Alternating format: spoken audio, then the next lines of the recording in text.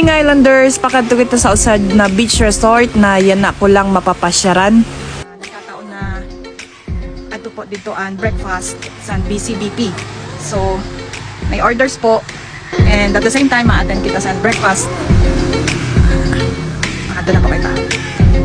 Ang Marcelli Beach Resort po, located daw po ini sa Buyo. So, katunta para makita takon. Nice kaayo. Bye, see you there. So, after driving, nakaabot manggihapon kita didi sa Marcelli Beach Resort located po sa Buyo, San Fernando. Time check po, 7:30 AM.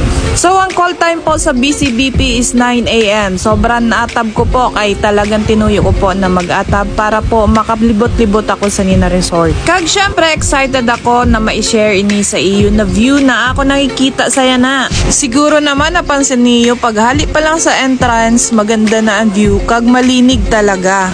Igwa po sinda sin function hall na sa tansya ko, kaya ninda mag-accommodate hasta 150 person. Kaya lang pasensya na po kay wara ko mahunga kung tagpiraman ang pagrenta sa lugar.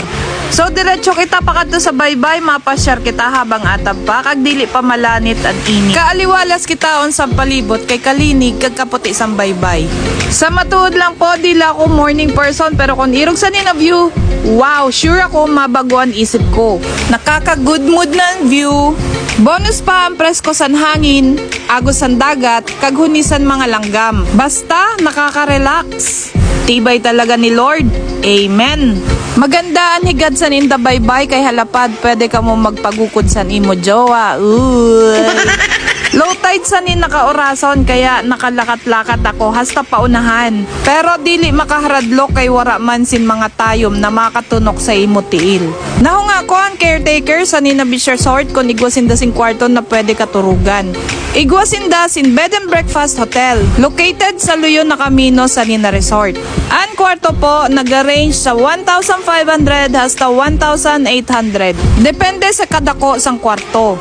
Air-conditioned na kag may mga sadiri na bathroom. Kung short ang budget mo, mag out of town para lang makapag-beach or gusto nyo lang mag-relax, harayo sa stress sa karibukan sa tunga, maganda ini pasyaran o tambayan. Dahil hot na hot talaga ang summer, hanap sang kadamuan ang mapresko na lugar.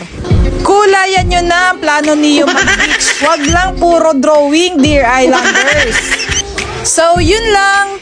Enjoy the view. Please share para naman makita sa iba ang ganda sa aton lugar. One last request. Follow mo naman ako. Thank you.